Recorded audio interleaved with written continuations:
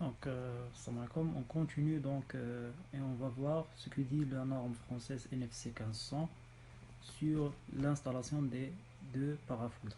Donc, pour l'installation des parafoudres, donc, ils sont obligatoires au niveau des bâtiments équipés d'un paratonnerre. Si l'équipement est équipé d'un paratonnerre, donc il est obligatoire d'installer les parafoudres, quel que soit le niveau chironique de la région qui représente la densité de la foudre, ou bien le niveau d'exposition ou surtension. Donc chaque région elle a un niveau d'exposition à la foudre. Donc par exemple Casa, c'est la même chose par rapport à l'Oujda par exemple. Donc il y a une différence. Donc on parle ici de niveau chironique qui représente le niveau d'exposition à la foudre. Donc les deux cas, quel que soit le niveau chironique, donc le bâtiment équipé d'un paratonnerre, on va installer les parafoudres. Pour les installations qui sont alimentées par une tension basse tension, et la ligne basse tension qui alimente, donc elle est partiellement aérienne. Donc elle est aérienne, donc si le niveau chironique il est inférieur à 25, donc il est non obligatoire d'installer les parafoudres. Sinon, si le niveau chironique il dépasse le 25, donc il est obligatoire d'installer le parafoudre. Pour les alimentations basse tension avec des lignes qui sont souterraines, donc dans les deux cas, quel que soit le niveau chironique, il n'est pas obligatoire d'installer les, les parafoudres. Donc voilà. Donc, euh, donc si l'installation est sensible, comme les hôpitaux par exemple, donc, euh, où on a des matériels concernant la sécurité des personnes. Donc il y a, si le niveau chironique est inférieur à 25, donc on doit effectuer une analyse de s'il est utile ou bien non. Sinon, si le niveau chironique dépasse 25, donc il est obligatoire d'installer les, les parafoudres. Donc, donc lorsque un parafoudre est installé sur le circuit de puissance, il est recommandé d'installer un parafoudre sur les circuits de communication, donc sur les lignes téléphoniques pour protéger les lignes téléphoniques. Maintenant, le niveau chironique, comme je viens de dire, selon la région, ou le niveau d'exposition de la région à la foudre, donc on définit un niveau chironique. Par exemple, ici, on a le, c'est la France, il s'agit de la France. Il y a où les régions qui sont en jaune, donc le niveau chironique il est inférieur à 25, et les régions qui sont en rouge, donc le niveau chironique ou bien la densité d'exposition, le niveau d'exposition à la foudre, il dépasse 25. Voilà, donc le niveau chironique. Et en se basant sur le niveau chironique, on calcule pour évaluer le risque, afin de choisir la solution d'installer les parafoudres ou bien non. Donc il faut faire tout d'abord un calcul. Si le cas, donc par exemple ici, la norme elle est bien claire sur ces cas, mais généralement on va évaluer le risque. Si on installe ou bien on évite d'installer les parafoudres. Donc afin d'évaluer le risque de la foudre, donc on a deux paramètres qui sont F et G. Donc F et G. Pour F, elle est égale au niveau chironique de la région, facteur de 1,6 plus 2 LPT. Donc LPT c'est la longueur de la ligne aérienne, s'il existe. Donc si on a une ligne aérienne, donc la longueur de cette ligne, c'est le LBT. Si maintenant on a une ligne qui est souterraine, donc LBT va être 0. Donc puisqu'on n'a pas de ligne aérienne. Pour le facteur gamma, donc c'est un coefficient défini selon le tableau. Si l'installation ou bien la structure elle est entourée, donc l'installation elle est entourée par des structures. Donc maintenant une zone urbaine مثلا où عندنا les maisons donc عندنا les quartiers donc chaque établissement كتلقاه entouré par des structures donc le facteur gamma va être 0.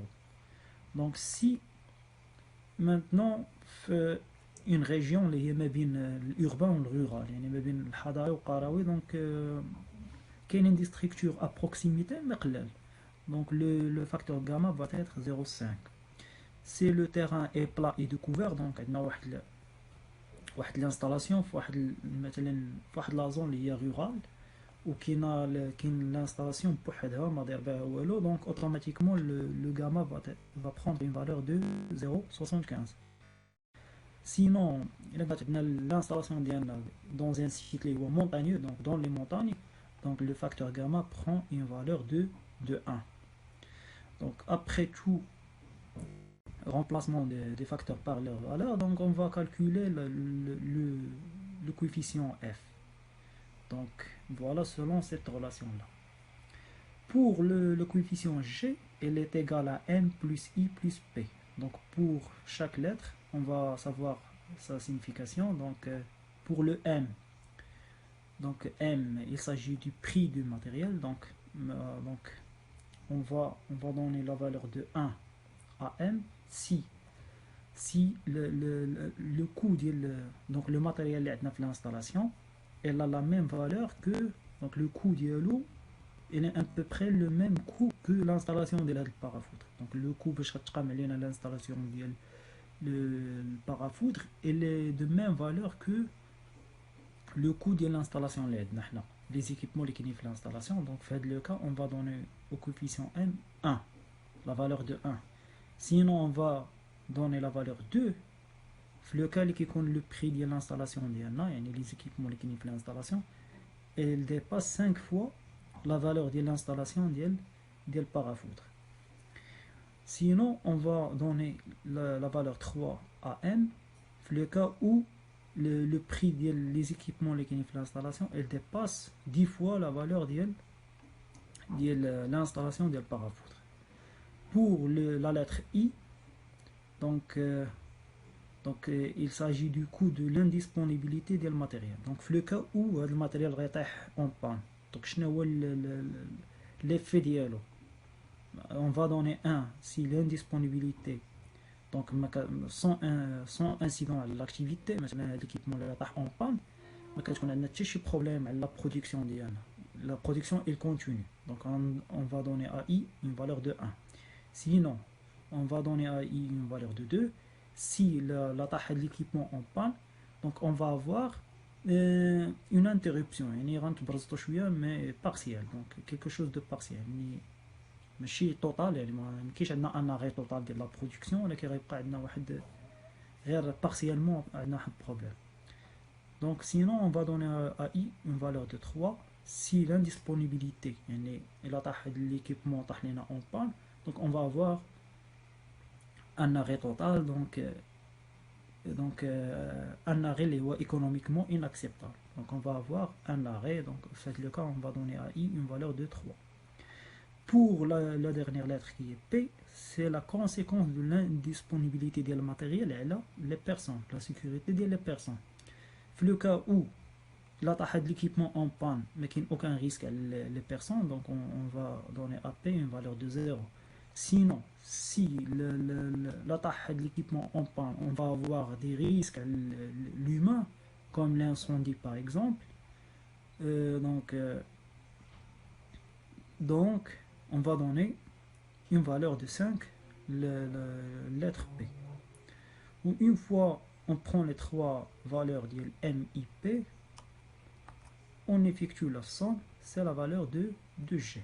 Une fois on a trouvé F et G, on vient au niveau de ce tableau là donc et on détermine l'utilité de l'installation de parafoudre ou bien non. Si par exemple supposons maintenant après tout calcul fait on a trouvé que G est égal à 8 et F égale à 35 par exemple. Pour F égale à 35 donc elle est bornée entre 20 et 40. pour G égale 8, donc G est supérieur à 6, implique bien l'installation du parafoudre, elle est obligatoire. C'est un exemple. Donc le cas par exemple où on a F, elle est toujours 35, et on a G égale à 3. Donc G égale à 3, on est ici, donc l'intersection, donc elle est utile. L'installation du parafoudre n'est pas obligatoire, mais elle est utile. Voilà. Donc avant de terminer, donc on va voir vérifier les classes des parafoudres qu'on va installer. Donc on a trois classes pour les parafoudres, la classe 1, classe 2 et classe 3, ou bien type 1, type 2, type 3.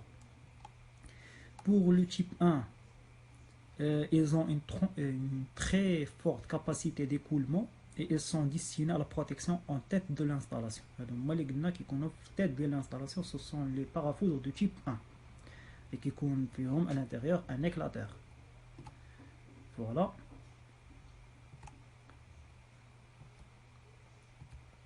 Pour les parafoudres de type 2, donc ils ont une forte capacité aussi d'écoulement, ou ils sont utilisés en cas où on a l'absence de paratonnerre. Donc dans les installations, on fait le paratonnerre, ou qui connaît généralement en cascade à les parafoudres de type 1. Et finalement, on a les parafoudres de type 3 qui sont exclusivement réservés à la protection fine.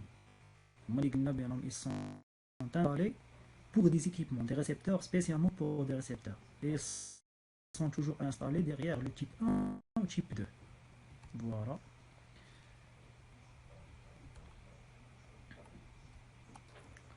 Voilà, c'est tout concernant cette partie.